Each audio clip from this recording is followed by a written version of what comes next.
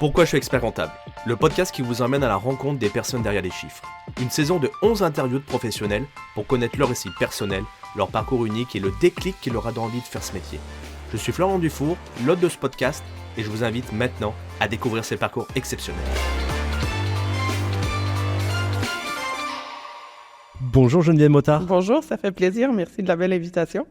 C'est nous qui vous remercions pour cet épisode spécial qu'on appellera « Pourquoi je suis CPA ». Oui, exact. Donc, avant qu'on parle de votre passé, comment vous êtes venu à devenir CPA, votre présent et votre futur, j'aimerais faire un petit point de présentation. J'ai utilisé ChatGPT et vous allez me dire si c'est pas trompé sur vous, d'accord ? Vous me faites peur, là. Alors, Geneviève Motard, certifiée Public Accountant, CPA. Elle est actuellement présidente et chef de la direction de l'Ordre des CPA du Québec, étant la première femme à occuper ce poste. Diplômée en comptabilité de l'Université Concordia et du programme de leadership de l'Université Queen's.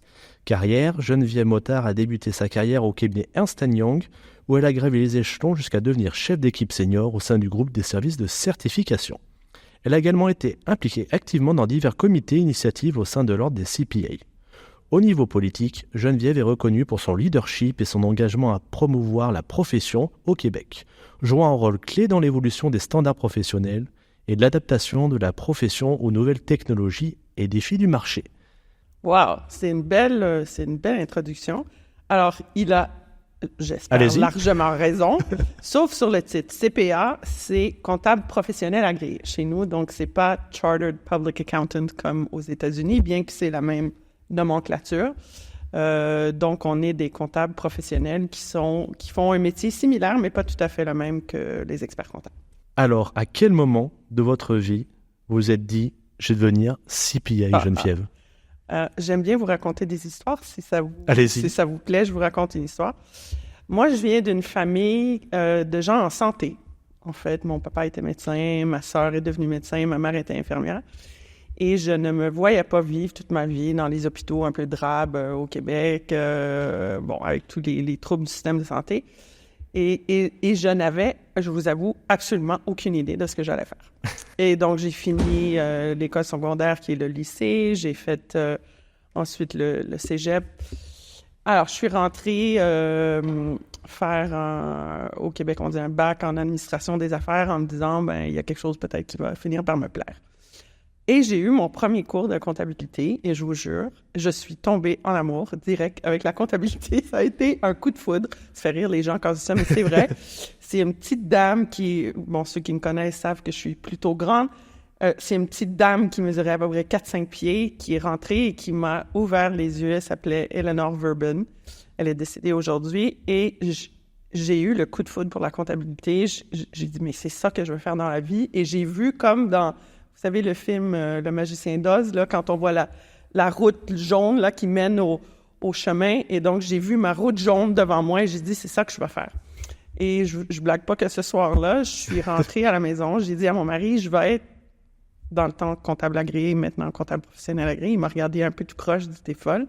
J'ai dit, non, c'est ça que je vais faire. Il dit, on va aller en discuter au restaurant. Et donc, on est allé au restaurant chinois du coin. Vous savez, les restaurants où c'est des napperons sur la table en papier, là. Quand on est étudiant et on n'a pas beaucoup de moyens, on va au restaurant chinois. J'ai pris une napperon, je l'ai tourné à l'envers, j'ai pris un crayon et j'ai écrit mon plan de match pour devenir CPA. Et c'était un plan de match de 5 ans et j'ai suivi mon plan de match. C'est comme ça que je suis devenue comptable professionnel agréé. Donc, c'était un coup de foudre. Exact. Donc, pas du tout dans la médecine, hein? Pas du tout dans la médecine. J'ai beaucoup de respect pour ce que ma sœur fait, ce que mon père faisait, il est décédé maintenant, mais je ne me voyais pas dans les hôpitaux avec tous les enjeux qu'on connaît de financement des hôpitaux. Je ne me voyais pas marcher dans ces corridors drabes et voir des gens dans la souffrance tous les jours. Je trouve que dans notre métier, on aide quand même les gens. C'est un métier quand même dans l'aide. Je considère que c'est un métier dans l'aide, mais qui est quand même plus joyeux que le milieu hospitalier. C'est vrai. Donc, ça y est, on a pris la décision, on a marqué sur le petit bout de table, on est parti pour faire CPA. Comment ça s'est passé, ce moment, ces 5 ans, jusqu'à avoir le diplôme? Ouais, ça a été difficile. C'est quand même un métier qui est exigeant, hein. Je pense que personne ne s'engage dans cette voie en disant que ça va être facile. Mais j'avais mon but en tête. Je suis quand même assez un peu entêtée. Ceux qui me connaissent savent que quand j'ai une idée dans la tête, Et j'aimais l'idée d'avoir quelque chose qui était très structuré. Moi, j'ai besoin de structure, donc c'était un diplôme de premier cycle, un diplôme de deuxième cycle, un stage, un examen. Donc, j'ai suivi mon parcours de façon très, très planifiée. Dans ce temps-là, il y avait quand même le marché du travail était quand même bien. Donc, en sortant de l'école, j'ai eu quelques offres. Et je suis rentrée en cabinet et donc j'ai fait tous les heures pour devenir CPA ou CA dans le temps. Et pendant ce temps-là, mon mari s'est dit, bon, ben, t'es jamais là. Je vais faire mon MBA. Et donc, Philippe et moi, on a étudié en même temps, lui pour faire son MBA, moi pour faire mon CPA. Mais ça fait qu'on s'est un peu coaché, un peu, fait équipe ensemble pour étudier parce que c'est quand même des études assez longues. Mais ça a été le bonheur, ces années-là, parce qu'après, quel privilège. Et si vous m'auriez dit à ce moment-là que j'allais être présidente de l'Ordre, je vous aurais dit, vous êtes fous. Je vous conterai l'histoire après, mais donc, ça a été des années d'études intenses, mais avec le résultat, l'examen, quand on passe, je me rappelle encore Philippe, mon mari, qui criait quand j'ai passé. Et voilà, ça a été des années super. Ça a été un coup de foudre, vous avez dit, mais est-ce qu'il y a eu des moments où on se pose la question, est-ce que je fais le bon choix, des moments durs aussi? Oui, c'est sûr. Oui, parce que c'est des longues études, c'est des longues heures. Et là, je me vieillis en disant ça, mais dans mon temps, il n'y avait pas tant de femmes que ça. Hein. Bon, il y en a maintenant. Il y en avait au niveau des études, mais dans les cabinets, quand j'ai rentré, des femmes associées, il n'y en avait pas tant que ça. Hein. Celles qui étaient là, je suis pas sûre qu'on les regardait trop comme modèles. Elles n'avaient pas beaucoup de vie familiale et tout ça. Tu sais, c'était pas un métier où c'était facile de concilier, d'avoir une vie personnelle, avoir des enfants, le plan de vie que j'avais avec Philippe. Donc, oui, c'est sûr qu'on se pose ces questions-là. Mais je vais vous faire rire en disant ça. Je me suis toujours fait une fierté d'un peu casser les modèles, casser la boîte dans laquelle il fallait toujours rentrer. Et donc, j'ai dit, si quelqu'un va réussir à un peu challenger ses façons de faire, ses façons de travailler, ses façons d'être envers les femmes, ça va être moi. Et ma sœur fait exactement la même chose en médecine. Hein. Ma sœur, elle est chirurgienne orthopédique oncologue, elle mesure 6 pieds 4, puis elle est pas ce que vous pensez d'une chirurgienne. Donc, on dirait les sœurs motards, on s'est un peu donné cette mission-là de casser l'image que les gens font de ce que les gens pensent devrait avoir l'air d'une comptable ou d'une chirurgienne. Mais oui, c'est sûr qu'on se questionne, mais j'ai réussi quand même à casser ces modèles-là, à challenger, puis à me tailler une place qui finalement, c'est pas si mal, finir présidente de l'Ordre. Je vais vous poser une question, même si j'ai déjà la réponse. Est-ce que vous avez un gros caractère pour faire face, du coup, à ces situations où vous disiez il y avait peu de femmes? Du coup, il a fallu peut-être forcer votre place dans un milieu de beaucoup d'hommes, où c'était dur, où on demande beaucoup d'exigences? Oui, je pense que ça prend en fait 3 choses. Moi, je vous dirais, dans tous les métiers qu'on fait dans la vie, il faut avoir 3 choses. Et si on n'a pas ces 3 choses-là, c'est difficile d'avancer. Peu importe notre caractère. Oui, est-ce que ça m'a aidé d'être un peu fonceuse puis un peu têtue? Probablement. Mais ça prend 3 choses. Ça prend, en premier, une organisation qui respecte vos valeurs. Et travailler dans une boîte où vous n'allez pas valorisé dans ce qui est important pour vous, c'est très difficile. Donc, et ça, c'est, je ne veux pas dire c'est immuable, mais une organisation qui n'a pas des valeurs de respect de votre vie familiale, qui n'a pas des valeurs d'équité, par exemple, de homme-femme, c'est difficile. Donc, vous devez travailler dans une organisation qui a les mêmes valeurs que vous et où la personne pour qui va travailler, sa job, c'est de vous élever, pas de vous écraser. Deuxièmement, il faut travailler dans une boîte qui a la même vision que vous pour le futur. Où est-ce qu'on s'en va? Qu'est-ce qui est important? Parce que dans nos métiers, des fois, le quotidien est très dur, puis il ne faut pas perdre de vision le long terme. Donc, il faut avoir les bonnes valeurs, avoir la même vision, et il faut faire confiance à la personne qu'on a au-dessus de nous. Qu'on soit jeune, comptable qui rentre dans une boîte ou qu'on soit associé, on a toujours quelqu'un au-dessus de nous, à peu près, et il faut faire une confiance à peu près aveugle à cette personne-là, que sa job, c'est de vous élever et de vous faire progresser. Sans ces 3 choses-là, peu importe notre caractère, c'est très difficile de réussir. Et moi, j'ai toujours pris des décisions délibérées de travailler dans des endroits et pour des gens qui respectaient ces 3 choses-là. Est-ce qu'il faut oser aussi demander, quand on est jeune, mais on n'ose pas? Ouais. Oui, il faut oser. Puis les femmes, on a un défaut d'essayer de tout analyser avant de prendre des décisions. Hein, les femmes, nous, pour prendre une décision, il faut regarder toutes les cases. Puis est-ce que j'ai une... il faut pas trop se poser de questions des fois. Si, moi, je l'ai fait dans ma vie, quand je suis partie de cabinet, je suis allée à travailler à l'équivalent du H3C français qui était le CCRC. Et après, pour devenir présidente de l'Ordre, avec le recul, j'avais aucune idée dans quoi je m'embarquais. On n'a vraiment aucune idée dans quoi on s'embarque. C'était des jobs qu'on connaît un peu de l'extérieur, mais je me suis assurée d'avoir les 3 choses dont je vous disais tantôt. Oui, c'est des boîtes qui respectent mes valeurs. Oui, j'ai une vision de où on s'en va. Et oui, j'ai une confiance au CEO dans le temps ou au président du conseil. Alors, il ne faut pas trop se poser de questions. Si on a les 3 choses que je viens de vous discuter avec vous, peu importe où on va être, on va réussir. Je pense que les femmes, des fois, ont tendance à vouloir essayer de remplir trop de cases.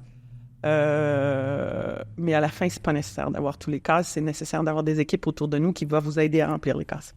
Bon, vous êtes CPA, vous faites votre petit bout de chemin, et à un moment de votre vie, vous dites, bon, je vais devenir président de l'Ordre des CPA du Québec.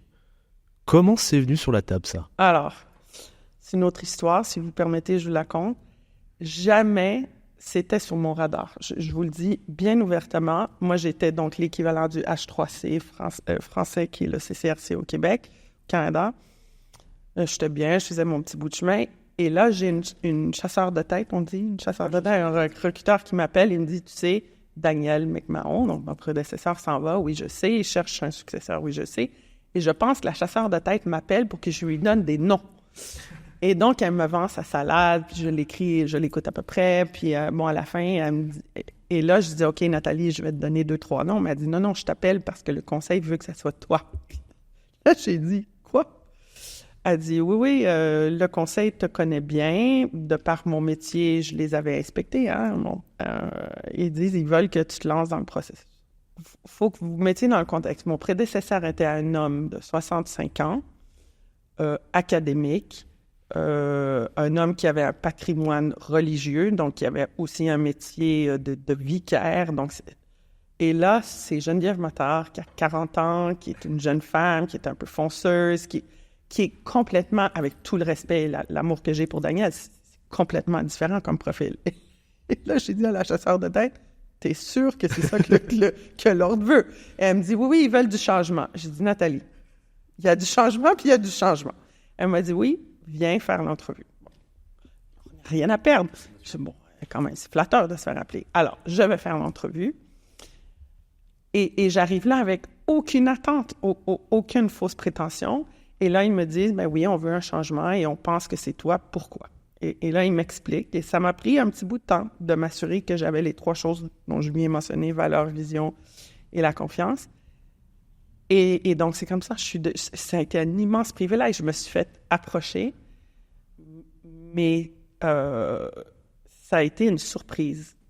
À la fin, j'ai bien compris comment je pense que oui, c'était un bon fit, comme on dit en bon anglais, entre le virage que l'ordre devait faire et mon arrivée.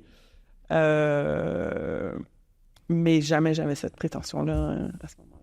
Et vous n'êtes pas dit peut-être, la marche est trop haute, ou c'est pas pour moi, ou j'ai peur? Alors, vous savez, quand je vous dis les femmes, on essaie de cocher toutes les cases, oui. Là. Alors, il y avait certaines cases que j'avais pas.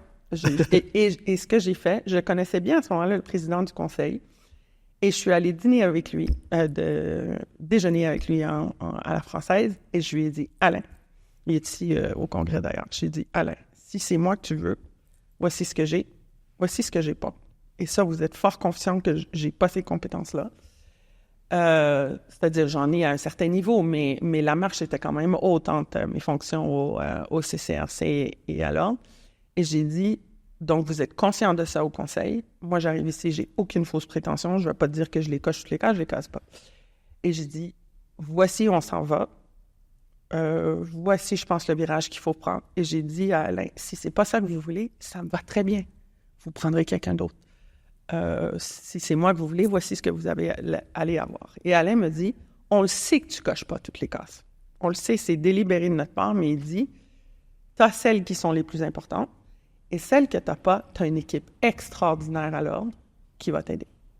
Donc, l'aspect que j'avais moins, c'est toute la gestion d'une boîte qui est assez complexe. La gestion opérationnelle, de personnel, de conventions syndicales chez nous. Tout ça, j'avais ça à petite échelle. Là, j'héritais d'une force. J'ai 220 employés, donc c'est une plus grande force. Et ça, je ne l'avais pas. Donc, mais j'avais un excellent chef des opérations qui, lui, m'a aidé, qui m'a appris tout à faire la gestion. Donc, et je pense qu'aujourd'hui, si je regarde le travail qu'on a fait, je suis très, très fière de ce travail-là. Mais c'est parce que j'ai eu une équipe extraordinaire qui m'a appuyée. Et malgré le fait que je ne cochais pas toutes les cases, j'ai été très transparente sur le fait que je ne les cochais pas toutes, mais que j'allais avoir une équipe qui allait m'aider à compenser. Je me pose une question. Est-ce que votre mari a été important à ce moment-là, pendant cette prise de décision? Et la seconde question, est-ce que vous n'êtes pas dit... Je m'ennuie dans mon poste actuel, c'est peut-être le temps que j'aille sur ce nouveau poste aussi. Vous avez peut-être déjà fait le tour? Oui, bien sûr. Quand j'ai quitté le cabinet EY, ça faisait 13-14 ans que j'étais là quand même. Je commençais à trouver le temps long, je vous avoue. Mais ma définition du succès à ce moment-là, c'était d'être associé chez EY, parce que c'est tout ce que j'avais connu. Le parcours traditionnel? Le parcours traditionnel. Et ça, je dis souvent aux jeunes aujourd'hui, les cabinets font ça excessivement bien. Ils vous convainquent que c'est ça la définition du succès. Et c'est nécessaire à leur modèle d'affaires, c'est pas une mauvaise chose. Mais quand je suis allée au CCRC, là aussi, c'est un chasseur de tête qui m'a appelé, et j'ai eu à peu près la même réflexion que je viens de vous faire tantôt pour la présidence de l'Ordre. Chez EY, je commençais à trouver le temps long. Au CCRC, ça faisait 7 ans. On m'avait donné un mandat. J'avais aussi l'impression que j'arrivais à la fin de mon mandat. Donc oui, j'ai peut-être eu une certaine attention pour le poste de l'Ordre, malgré que je n'avais pas la prétention à ce moment-là de le faire. Oui, mon mari, c'est un homme exceptionnel qui m'a et j'ai ce qu'aujourd'hui j'appelle un vrai partnership. Philippe a eu un père exceptionnel aussi, mais plutôt absent. Et donc, Philippe avait dit, moi, si on fait une famille, parce que c'est ça qu'on voulait, on sera la notion d'interchangeabilité. Donc, Philippe et moi, on est interchangeables pour les enfants, la gestion de la maison, la gestion des activités. Vous savez, c'est quoi, si vous avez des enfants, la gestion de la vie familiale, c'est compliqué. Et Philippe a dit, on sera interchangeables. Ceci étant dit, il a certaines choses sur lesquelles il a un droit de veto, j'ai certaines choses sur lesquelles j'ai un droit de veto. Et donc, si je dis à Philippe, tu dois aller mardi à 2h porter Evelyne chez son amie Alexandra. Voici l'adresse. Tu apportes ce cadeau. Il ne va pas me demander pourquoi. Il va aller porter Evelyne chez Alexandra à 2h avec le cadeau. Voilà, et une bonne fête. Donc, moi, je gère l'agenda des enfants. Lui gère la maison. Et s'il me dit, Geneviève, il faut que tu fasses un chèque à telle compagnie pour $700 pour payer pour le service de gazon, je ne demande pas pourquoi, je ne demande pas le contrat. Je fais un chèque et je poste. Bon. Alors, on a cette division des responsabilités qui a toujours très bien fonctionné et Philippe m'a toujours été mon fan numéro 1. Oui, ça, je suis très, très choyée. Je réalise que c'est pas tout le monde qui a ça. Il va être ravi de vous écouter en tout cas. Ah, j'y dis souvent, alors il sait déjà. Quels sont les personnes ou les événements qui vous ont inspiré et aidé dans votre parcours, donc du départ jusqu'à votre poste actuel, hein, bien sûr? Bon. Alors, il y a ma petite professeure, là, Eleanor Verben. D'ailleurs, quand je vous conte une autre histoire, parce que ça, c'est tellement cute. Quand j'ai été nommée présidente, mon université, donc où j'avais suivi le cours de Eleanor, m'a dit, écoute, tu es la première femme de l'Ordre, tu es une alumni d'ici, quand même, on voudrait faire une entrevue avec toi. Donc, je fais l'entrevue, c'est publié dans le magazine. Et quelques semaines plus tard, je vous jure, Florian, je reçois par la poste une lettre manuscrite à la main de son mari. Et son mari était CPA aussi, un alumni de l'université. Et il m'a dit, j'ai vu que tu as témoigné envers Éléonore dans ton entrevue. Elle serait tellement fière de toi. Et donc, je me suis retrouvée à aller dîner avec le mari de ma professeure à Montréal. Il avait 102 ans. En tout cas, c'était vraiment cute. Donc, oui, elle m'a inspiré beaucoup. Et après, j'ai eu des gens qui m'ont confié des postes de leadership. Donc, quand je suis partie du cabinet, je suis allée au CCRC. Ça a été Brian Hunt, donc un homme qui m'a dit, écoute, j'ai un nouveau poste. On a besoin de quelqu'un au Québec, quelqu'un qui parle français. Moi, je connais rien à ça. Je suis un unilingue anglophone. Il faut tout bâtir au Québec. Est-ce que tu es capable de faire ça? Je dis, oui, je suis capable de faire ça. Il m'a fait confiance. Alain Dugal a fait la même chose quand je suis arrivée présidente de l'Ordre. Donc, j'ai eu des gens dans ma vie qui ont cru en moi puis qui m'ont donné des opportunités de briller. Une dame que j'ai eu le bonheur de rencontrer, c'est Michelle Obama. Et si vous m'aviez demandé un jour, tu vas rencontrer Michelle Obama, je vous dirais, vous êtes fou. Mais donc, elle est venue à Montréal parce elle supporte toutes sortes de causes caritatives, dont l'éducation des jeunes femmes. Et mais là, c'est important, l'éducation puis la parité des femmes dans la profession. Donc, on a parrainé son événement et ça m'a donné quelques minutes avec elle. Et cette journée-là, elle allait rencontrer 150 personnes, donc j'avais pas trop d'attente. J'allais lui serrer la main et c'est tout. Ah non, hein? Je m'approche d'elle. Elle a vu 200 personnes cette journée-là et elle me dit « Ah oui, toi, t'es la jeune présidente de la profession. » J'ai dit « Oui. » Elle dit « T'es la première. » Donc, elle avait fait ses devoirs. Et elle me dit, j'ai dit « Oui, je suis la première. » Elle dit « Bon, où t'es rendue dans la parité homme-femme dans ta profession? Qu'est-ce que tu fais pour la profession, les jeunes femmes à l'école? » Et elle avait fait ses devoirs. Je veux dire, elle avait aucune obligation de faire ça. Et donc, j'ai jasé bonne dizaine de minutes avec elle de tous les enjeux de notre profession. Une dame exceptionnelle que je me suis dit, mais elle a fait ça pour tout le monde qu'elle a rencontré aujourd'hui, c'est sûr. Et ça m'avait vraiment impressionnée. Je dis, voilà une dame en pleine possession de ses moyens, qui est une de nos fans. Puis je veux dire, qu'est-ce que Michelle Obama, la comptabilité au Québec, c'est pas son monde. Mais ça m'avait vraiment marqué, d'avoir le bonheur de la rencontrer, puis de voir qu'elle était si intéressée, sincèrement intéressée, pas juste parce qu'il fallait qu'elle fasse la potiche là, cette journée-là. Donc, ça a été un de mes très beaux moments, je dirais, dans ma carrière. Un grand privilège. Vous avez pu faire une photo avec? Oui, puis elle est belle, la photo. Elle est belle, la photo. Je la mets dans mon bureau. D'ailleurs, ça, c'est un beau moment marquant, un grand privilège, évidemment. Maintenant, je voudrais avoir les plus grands défis que vous avez dû surmonter. Et qu'est-ce que vous avez appris de ces expériences dans votre vie? Mon plus grand défi, Florian, c'est de me gérer. Mon mari vous dirait ça.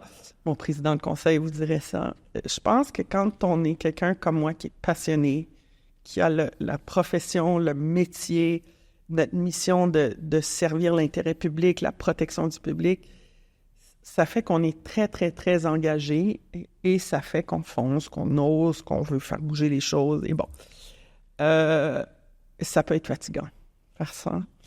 Et donc, je fais rire les gens. Je dis tout le temps que mon plus grand défi, c'est de gérer mon intensité. Et j'ai appris, avec les années, d'essayer un peu de me détacher, d'essayer de prendre ça moins intensément, tu sais, de vivre, tu sais, d'avoir un peu de recul sur les choses, de me retenir des fois quand je veux intervenir, parce que des fois, il y a des mots ou des paroles ou des mails qu'on envoie qu'on n'aurait pas dû envoyer sur le coup, donc j'ai appris ça. Mais ça demeure un défi. Me gérer, je vais vous faire rire, ça demeure un défi. Ça, c'est un défi. Gérer le quotidien, ça a été un défi. J'ai écrit un article dernièrement pour la revue Première en affaires, qui est pour le milieu des affaires des femmes au Québec. Et j'ai dit dans cet article, et je vous le redis, que c'est une illusion de penser et de vendre l'idée qu'on va un jour, comme femme, atteindre cet équilibre parfait de vie professionnelle et personnelle. Tu sais, cette espèce d'équilibre où c'est des licornes et des arcs-en-ciel, là, ça n'existe pas. Et moi, je pense que c'est pas rendre service aux femmes de dire « vous devez atteindre ça » parce que c'est quelque chose qui, dans mon livre, n'est pas atteignable. Moi, ce que je dis, c'est qu'il faut apprendre à gérer le chaos. On gère le chaos au quotidien. Et dans le chaos, ce qu'il faut faire, c'est avoir des moments ou des choses, peu importe ce qui soit non négociable. Moi, je dis ça nous prend une notion non négociable. Alors, ce qui est non négociable pour moi, c'est mes enfants. Mon mari, mes enfants. Donc, quand mes enfants étaient à l'école, le mardi à 2h, il y a un petit spectacle de danse à l'école de mes enfants, mais il faut que je sois là le mardi à 2h. Et ça, c'est non négociable. Donc, que j'aille un rendez-vous avec un client, que j'aille un conseil d'administration, que j'aille n'importe quoi. Non, ce qui est non négociable, c'est mon petit spectacle de danse pour ma fille à 2h le mardi après-midi. Il y a pour qui je fais des longueurs dans la piscine. Ça tombe le mardi. Le mardi, je fais mes longueurs dans la piscine. Donc, il faut avoir des choses dans notre vie qui sont absolument non négociables. Peu importe notre métier, peu importe les responsabilités ou les obligations qu'on a cette journée-là. Et après, faut s'entraider. J'ai eu une nounou longtemps à la maison. Philippe en a pris beaucoup. Moi, j'en ai pris beaucoup. On apprend à gérer le chaos. Mais il faut arrêter de penser Je pense que ça a été un défi longtemps de dire, mais je cherche cet équilibre parfait, travail-famille. Ça n'existe pas. Ça n'existe pas, cet équilibre-là. Il faut gérer le chaos puis trouver nos non négociables. Si on se respecte comme personne dans nos non négociables, ça va bien aller. Mais ça, c'est un grand défi. Est-ce que vous pensez que quand on est jeune, Ouais. jeune maman, ou Ouais. c'est simple à un moment d'une carrière, des fois, comme vous dites, d'imposer des fois? Oh non, c'est pas simple. C'est pas simple parce qu'il y a toujours un double standard pour les femmes. Je vous le dis, le standard, il est double pour les femmes. Donc, la recette à ça, c'est d'avoir un réseau autour de nous, un mari exceptionnel comme le mien, puis j'ai réalisé que c'est pas tout le monde qui a cette chance. Moi, j'ai eu une nounou à la maison qui nous a aidés parce que Philippe voyageait, moi je voyageais, on avait tous les deux des jobs importants. On s'est dit, aller à la, vous appelez la crèche ici, la garderie, la crèche, qui oui. ferme à 17h, c'était pas pensable dans notre livre. Donc, j'ai eu quelqu'un à la maison 10 ans. Hein. 10 ans, je l'ai traité comme membre de ma famille, mes enfants la voient régulièrement encore. Il faut se doter d'outils qui vont nous permettre de gérer ce quotidien-là. Il faut avoir les moyens de faire ça. Moi, je pense que c'est quand même un gros sacrifice financier, hein, avoir une nounou 10 ans à la maison, que je payais chaque heure qu'elle travaillait très bien. J'en conviens, c'est pas facile. Mais si on fait pas ça, si on n'a pas ce réseau autour de nous, et si on finit par toujours négocier nos non négociables, on va être malheureux. Et moi, j'en ai vu des femmes qui font ça, qui essayent de gravir les échelons au prix de... Et à la fin, on est épuisé puis on est malheureux. Donc, c'est pas la recette à suivre. Il faut apprendre à gérer le chaos. Est-ce que votre famille, c'est aussi grâce à elle que vous en êtes là? Ah ouais, c'est sûr. Ah ouais, c'est sûr. Hein. Ma sœur. Moi, je n'étais pas particulièrement bonne à l'école. Ma sœur était excellente à l'école. Elle est devenue médecin. Moi, je n'étais pas tellement bonne à l'école. Fait que je me disais, ouais, Sophie est meilleure à l'école. Qu'est-ce que je vais réussir à faire? Mais toutes les deux, je pense qu'aujourd'hui, avec mon père qui était grand, évidemment, toutes les filles, parce que leur père est extraordinaire, mais oui, le mien était extraordinaire, mais ma mère aussi, ça a été des gens qui... Alors, à l'université, c'était pas une option de ne pas y aller, les études supérieures. Mon père avait comme but dans la vie de nous faire voyager partout dans le monde. Mon père vivait très, très modestement comme médecin spécialiste. Il dépensait sur 2 choses, les livres, les voyages. Donc, j'ai eu le bonheur de voyager avec mon papa beaucoup. Alors oui, c'est des valeurs qui sont fortes, qui nous façonnent comme personnes. Puis oui, je pense que ma famille a beaucoup à faire. Je riais dernièrement parce qu'il y a 2-3 ans, l'Ordre des médecins au Québec, qui s'appelle le Collège des médecins, avait fait Mon père ne parlait pas très bien du Collège des médecins pendant qu'il était médecin.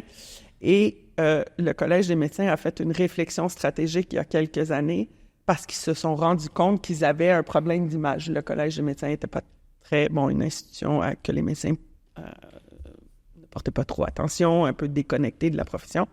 Et donc, ils ont dit, on aimerait ça, Geneviève, t'interviewer. On fait une grande réflexion stratégique au Collège des médecins. Tu as fait cette réflexion-là à l'Ordre, on voudrait s'en inspirer. Alors, je suis rentrée au Collège des médecins. Et là, je me dis, oh mon Dieu, que mon père, qui était décédé dans le temps-là, de voir sa fille rentrer au Collège des médecins pour leur dire comment faire, gérer leur profession. Je me suis dit, ouais, OK, quand même, là, j'ai atteint un certain niveau, là. C'était quand même comique. Est-ce qu'on peut passer maintenant sur la partie présent? Oui. Et j'aimerais vous poser la question, à quel moment vous vous êtes dit, ça y est, j'ai réussi professionnellement, je suis fier de moi? Je pense est-ce que je pense que j'ai réussi professionnellement? Je pense qu'il faut rester humble puis avoir beaucoup d'humilité dans notre métier. C'est un grand privilège d'être dans mes fonctions. J'ai le sens du devoir accompli, je vais vous le dire comme ça. Plutôt que du succès, j'ai, avec le conseil d'administration, le conseil m'a donné un mandat. Ils m'ont dit, il faut que tu fasses rayonner la profession, il faut mieux travailler avec le gouvernement. Bon, le conseil m'a donné une mission et je pense qu'après 8 ans et demi, je regarde ce travail-là et j'ai le sens du devoir accompli, de la mission. Moi, j'ai l'impression que j'ai rempli ce que le conseil m'avait donné. Donc oui, c'est sûr qu'on tire une certaine satisfaction. Est-ce que ça veut dire avoir du succès? Je pense qu'avoir du succès, c'est un peu... c'est une notion qui est floue. Mais est-ce que j'ai le sens que j'ai rempli mon mandat, que j'ai donné du meilleur de moi-même pour réaliser cette mission-là? La réponse est oui. Quand j'ai rencontré Michelle Obama, je me suis dit, ouais, ça, c'est quand même pas mal. Mais après, je pense qu'il faut rester humble puis dire, ben oui, j'ai fait mon petit bout de chemin, quelqu'un d'autre le continuera, puis maintenant, on trouvera une autre façon de contribuer. Après, quand j'aurai d'autres fonctions éventuellement un jour. Vous avez quand même de l'humilité, hein, si je remarque bien sur mais mes... c'est important. Sur, c'est important. Mes notes, vous êtes quand même la première femme à occuper ce poste quand même. Donc, Ça avait eu une belle attention, ça, quand même, médiatiquement. La profession s'est unifiée au Canada. Récemment? Donc, l'équivalent de vos experts comptables et commissaires aux comptes ont été unifiés en 2012. Et c'était donc la première fois qu'une femme avait occupé ces fonctions. Et c'était un virage quand même assez important par rapport à mon prédécesseur. Mais le fit, quand je m'étais assis avec Alain Dugal qui m'avait expliqué où l'ordre s'en allait et le fit avec moi, bon, j'avais finalement compris pourquoi. Oui, je pense que c'était un bon choix avec toute l'humilité que je veux de prendre cette décision-là. Que je sois une femme, un homme aurait aussi bien fait. J'avais la parole facile. J'avais peut-être les compétences que l'ordre cherchait à ce moment-là. Mais c'est avec quand même beaucoup de fierté que j'ai pris ce poste-là, parce que maintenant, 50% de la profession est féminine au Canada. Donc, c'est important d'avoir... Moi, ce qui est important, c'est de ne pas vivre dans ma tour d'ivoire, puis que les professionnels, le public, se reconnaissent dans moi, que je sois une bonne porte-parole. Et donc, tant mieux si c'est la première fois que c'est une femme qui pouvait faire ça. Et votre mari et vos enfants, est-ce qu'ils sont fiers de vous? Ben oui, je pense que oui. Mon mari, certainement. Bien sûr. Ma plus vieille fille, alors, ne sera zéro comptable. Elle s'en va pas une CPA. Alors, elle s'en va en génie aérospatial. Ça, c'est mon enfant très, très intello. Mais oui, je pense que pour les enfants, elles sont très fières. Elles voient, le grand privilège d'avoir mes fonctions, de pouvoir venir discuter avec vous. C'est un grand privilège de voyager partout dans le monde. En même temps, je pense que pour des jeunes filles, donc j'ai 2 filles, Laurence, qui va être ingénieure aérospatiale éventuellement, Evelyne, que j'essaye de convaincre, peut-être en comptabilité ou en droit. En même temps, c'est intimidant. Je pense que pour des enfants, de voir leur maman, qui a quand même, assez bien fait dans la vie, pour des jeunes femmes, ça peut être un peu intimidant. Donc, j'essaie de rester bien humble et de les respecter dans le choix qu'elles feront de leur carrière. Laurence ne sera jamais expert comptable, c'est une scientifique, c'est parfait. C'est un métier que je découvrirai parce qu'on n'a aucun ingénieur dans notre famille, donc je ne peux même pas l'aider à la placer, à y trouver une job. Je ne connais rien là-dedans. Evelyne, peut-être je pourrais l'aider un peu, mais je pense que c'est important pour nos enfants de les respecter dans leur choix, peu importe les choix que nous, on a fait. J'ai besoin que vous m'aidiez, c'est sur l'organisation. Ouais. Vous m'avez dit, alors je m'occupe de l'ordre. Ouais. J'interviens aussi à la FIDEF, on n'a pas trop parlé. Oui, je contribue à la FIDEF depuis plusieurs années. Donc, c'est CPA Canada qui maintenant occupe le siège à la FIDEF. Mais le Québec, c'est la francophonie en Amérique du Nord, donc c'est important de garder le lien. Et je pense que pour le Québec, de contribuer à l'essor de la profession dans le monde francophone, c'est vraiment important. Je pense que le Québec inspire beaucoup les Français, mais aussi la profession en Afrique du Nord-Ouest, donc dans nos pays francophones. Alors, c'est important pour moi de continuer à contribuer à la FIDEF, donc que ce soit des ententes de reconnaissance mutuelle avec nos collègues francophones, d'offrir, dernièrement, j'ai fait une entente avec la Tunisie qui leur permet d'avoir accès à une portion de notre catalogue de formation pour donner des opportunités à nos collègues dans le monde entier de se développer. Donc, oui, c'est quelque chose qui me tient à cœur. Il faut absolument continuer ces efforts-là. Donc, oui, je dirige l'ordre, je m'occupe de la FIDEF. Vous avez votre vie personnelle. Comment vous faites pour organiser tout ça? C'est quoi la méthode de Geneviève? La méthode de Geneviève, c'est l'interchangeabilité avec Philippe. Ça a été toujours comme ça. Philippe et moi, on peut se diviser toutes les tâches de la maison, toutes les tâches des enfants, toutes les tâches d'entretien, avec chacun nos sphères d'expertise, comme je vous disais tantôt. Mais c'est aussi d'avoir des non-négociés. Et donc, à moins de devoir prendre un avion le samedi soir pour venir en France, j'ai une maison de campagne le samedi dimanche, je suis à ma maison de campagne. Je suis pas maquillée, je suis pas habillée, je suis pas Madame la Présidente. Et je passe du temps avec mes enfants, mon mari, mon chien. Ça, c'est ma façon un peu de décrocher. Les longueurs dans la piscine la semaine. Donc, c'est de planifier dans nos agendas. J'ai jamais rien à mon agenda le vendredi. Chantal, mon adjointe. L'autre recette, c'est avoir une adjointe exceptionnelle, qui est Chantal pour moi. Et c'est d'être organisé, Florian. Il faut être organisé là, jusqu'au cou. C'est pas facile, mais ça a été ça ma méthode. C'est d'avoir un plan de vie avec Philippe très clair, hyper organisé. C'est sûr que là, les enfants sont beaucoup plus autonomes, donc c'est plus facile avec le temps. Je vous l'avoue, là, j'ai pu la nounou. Pendant longtemps, ça a été d'avoir de l'aide à la maison. Mais c'est d'avoir un partenariat. Puis je trouve que les femmes, des fois, n'ont pas ce privilège-là d'avoir des hommes dans leur vie qui, malgré toutes leurs bonnes intentions, ont certaines attentes que, oui, tu vas travailler, mais en passant les enfants, c'est ta responsabilité, puis les repas, c'est ta responsabilité. Il faut avoir un mari ou un conjoint dans notre vie qui va respecter le fait qu'il faut être interchangeable. Il faut pouvoir se diviser la responsabilité de façon égale. Il y a quand même eu des moments peut-être un peu durs ou difficiles à gérer tout ça, ou ça s'organise tranquillement? Non, ça s'organise, mais oui, c'est difficile. Je dis pas que c'est facile de faire ça. C'est gérer le chaos, c'est difficile.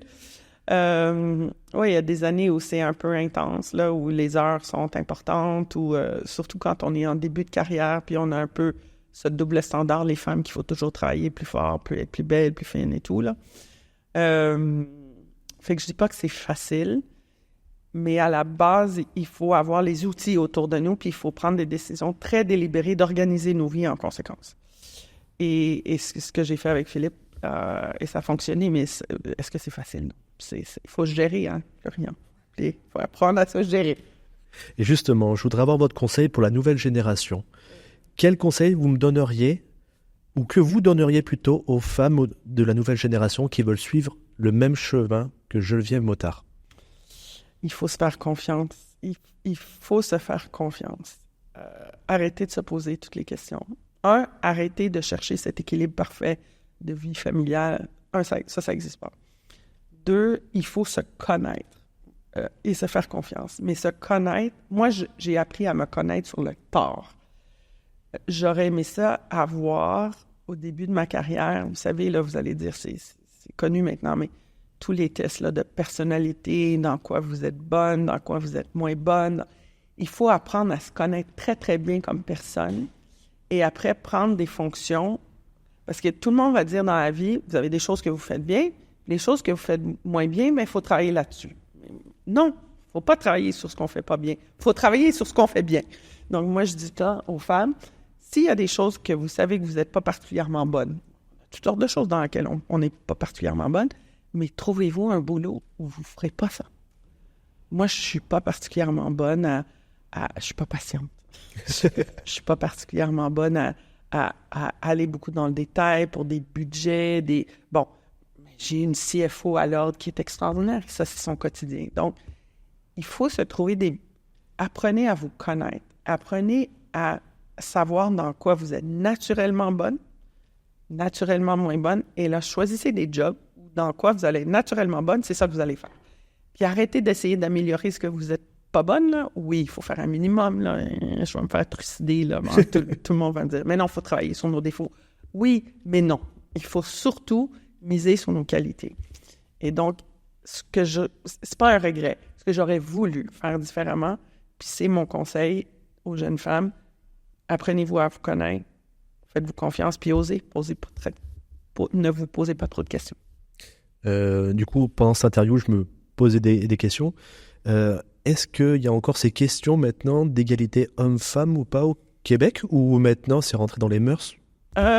Oui et non, je vous dirais. Sur le métier de CPA. Sur le métier de CPA, je pense ça y est, on est rendu. Là, il y a parité dans la profession. Donc, on a 42 000 CPA au Québec. On est à la parité. Est-ce qu'on est à la parité parfaite dans les postes de direction, postes d'associés? Alors, ça, c'est non. Il reste encore du travail à faire. Mais savez-vous, le métier, pendant longtemps, n'a pas changé parce qu'il y avait assez de candidats, hommes-femmes, qui rentraient dans la boîte. Vous savez, la boîte carrée, là, le modèle de ce qu'était le CPA typé. Mais là, ça change. Il y a plus, on est tellement en pénurie de main-d'œuvre qu'il n'y a plus assez de candidats pour rentrer dans la boîte. Et donc, finalement, par la force des choses, le métier change parce qu'ils doivent avoir attiré des profils différents dans la profession. Et ça, je pense que c'est à tout l'avantage des femmes. Là, ce qu'il faut faire, je pense que l'accès à la profession, c'est réglé. Dans la profession, c'est réglé. Là, le travail qu'il faut faire, c'est les postes de direction pour s'assurer que les modèles changent pas juste à l'entrée de la profession, mais en haut aussi, dans les positions de pouvoir. Donc, ça, c'est un de mes prochains dossiers. Je voulais avoir votre avis pour vous. Hein. C'est quoi un CPA? C'est quoi l'archétype du CPA pour vous, aujourd'hui? L'archétype du CPA. Je pense pas qu'il y a... moi, j'ai le goût de vous dire qu'il y en a plusieurs, mais c'est un métier où on a des valeurs communes. Je pense que et c'est quelqu'un qui a les valeurs suivantes. Je pense que c'est quelqu'un qui a des valeurs de service à l'autre, c'est-à-dire d'altruisme, je veux dire comme ça. On est CPA parce qu'on veut accompagner les familles, on veut accompagner les gens, les gouvernements à prendre des meilleures décisions. Donc, on fait ça pour l'autre. Je pense que donc c'est quelqu'un qui a l'altruisme, qui a l'aide à l'autre, qui a un devoir de jouer un rôle sociétal. Je pense qu'on est un des seuls métiers dans le monde où ça prend des CPA pour changer le monde. Moi, les gens des CPA vont changer le monde. C'est vrai, les CPA vont changer le monde. Ça prend tout à la fin doit être mesuré, calculé. Tout revient souvent à une question de sous, d'argent. Et quel autre métier peut être au centre de tout ça? Donc, ça prend l'archétype d'un CPA, c'est quelqu'un qui est convaincu qu'il peut changer le monde avec des chiffres, avec des analyses, avec des moyens de mesurer, de calculer et après ça, de synthétiser et de vulgariser tout ça au public. Moi, je pense que c'est aussi quelqu'un qui a des valeurs d'humilité, peut-être trop des fois. Je pense que, vous savez, les avocats font très bien ça, ils se mettent un peu sur toutes les tribunes. Bon, d'autres métiers le font, les infirmières, les médecins, les CPA, on fait moins ça. Je pense qu'on le fait mieux maintenant. De l'humilité, mais de l'humilité, on est quand même une profession qui a beaucoup à donner au public. Donc, c'est ça, un CPA. C'est quelqu'un qui est humble, mais qui veut contribuer, qui est au service de l'autre, puis qui est convaincu qu'il peut changer le monde. On va aller sur le futur maintenant. Ouais. Quels sont vos projets pour cette année? Oh, mon Dieu. Cette année. On a des enjeux. Comme toutes les professions, on a des enjeux d'attractivité. Donc, sur le plan professionnel, on a des campagnes qu'on doit faire pour essayer d'adresser nos enjeux de pénurie de main-d'œuvre. Mes équipes me disent que ça commence à aller mieux là, dans nos programmes. Donc, essayer vraiment de continuer à faire rayonner la profession. On a des campagnes pour recruter dans les écoles secondaires. On a fait il y a 350 écoles secondaires au Québec. On en a fait 300 quelques l'année passée. Donc, adresser l'enjeu de l'attractivité, ça, c'est la pénurie de main-d'œuvre, c'est vraiment mon enjeu numéro 1. Ensuite, comment aider la profession à se transformer dans l'art numérique, l'intelligence artificielle. On a un peu moins les défis de la profession française, c'est-à-dire que chez nous, c'est plus une profession qui est déjà conseil, fait que c'est comment intégrer ces outils dans la transformation de la profession. On a tout un changement législatif au Québec sur la modernisation qu'on appelle du système de toutes les professions, donc comment l'ordre va contribuer. Alors, dans la prochaine année, là, c'est ça nos grands dossiers, pénurie de main-d'œuvre, attractivité, notre nouveau programme d'agrément, comment on devient CPA. On a tout refait, notre grille de compétences, justement pour se mettre au diapason des nouvelles compétences. Donc, ça, il faut travailler là-dessus. Et le chantier de modernisation du système professionnel. Donc, beaucoup de pain pour la planche, hein, la prochaine. Il y en a pas mal. Ouais. Et moi, je voudrais avoir votre futur à vous dans 10 ans. Vous êtes où dans 10 ans, Geneviève? Dans 10 ans, je suis en Nouvelle-Zélande. Ah. Je vais vous faire rire, hein? Mon mari est kiwi, donc mon mari est néo-zélandais. Et on a fait le plan de vie. Dans la dernière année, ça s'est concrétisé qu'un jour, on vivrait quelques mois par année en Nouvelle-Zélande. Alors, parce que c'est un pays extraordinaire. parce que notre hiver, c'est leur été. Donc, vous avez compris que je serai partie de novembre à avril. Et mon but, ça serait de redonner, de trouver une façon de redonner. Donc, personnellement, je serai en Nouvelle-Zélande à quelque part avec Philippe quelques mois par année. Professionnellement, c'est une façon de redonner à la profession. J'ai pris mon cours dernièrement pour être administratrice de société. J'ai déjà donné le cours, là c'était drôle, j'étais assise de l'autre côté de la table, mais bon, j'ai pris le cours pour être administratrice de société et que ce soit dans des sociétés cotées, privées, des OSBL, j'en fais déjà un petit peu, mais mes fonctions m'empêchent d'en faire plus. Peut-être qu'un jour, quand j'aurai des fonctions différentes, ben, je pourrai redonner plus, puis siéger sur quelques conseils et passer mes hivers à jardiner en Nouvelle-Zélande. C'est ça mon plan. Ben, c'est un beau programme. Pour finir l'interview, je voudrais vous proposer un jeu qui s'appelle le jeu Confession intime. C'est pour qu'on apprenne à mieux vous connaître. Je vous pose des questions et vous me répondez juste par plus ou moins. Plus ou moins. OK, je vous écoute. Est-ce que vous travaillez plus ou moins de 50 heures par semaine? Plus. Au niveau des amis, est-ce que vous avez plus ou moins de 10 amis proches? Moins. Au niveau du sommeil, est-ce que vous dormez plus ou moins de 8 heures par nuit? Moins. Prenez-vous plus ou moins de 5 semaines de vacances par an? C'est 5 semaines. À peu près. Et au niveau de la retraite, vous envisagez de la prendre à plus ou moins de 65 ans? Oh, beaucoup moins. Vous êtes la seule à avoir dit ça. C'est vrai? Oui. Mais la retraite, ça dépend ce qu'on dit par la retraite. Voilà, c'est ce que je voulais. La retraite, c'est de ne pas occuper des fonctions où je travaille plus de 50 heures par semaine. Mais ça ne veut pas dire arrêter, ça veut dire trouver une façon de contribuer différemment, mais peut-être avec un rythme un peu moins intense. Eh ben, je vous remercie, Geneviève. Ça fait grand plaisir. On se retrouve au prochain épisode pour découvrir ensemble une nouvelle aventure, un autre expert comptable qui nous ouvrira les portes de son univers. Alors, assurez-vous de vous abonner pour ne rien rater, et il ne me reste plus qu'à vous dire à bientôt pour plus d'inspiration et de récits captivants sur le podcast Pourquoi je suis expert comptable.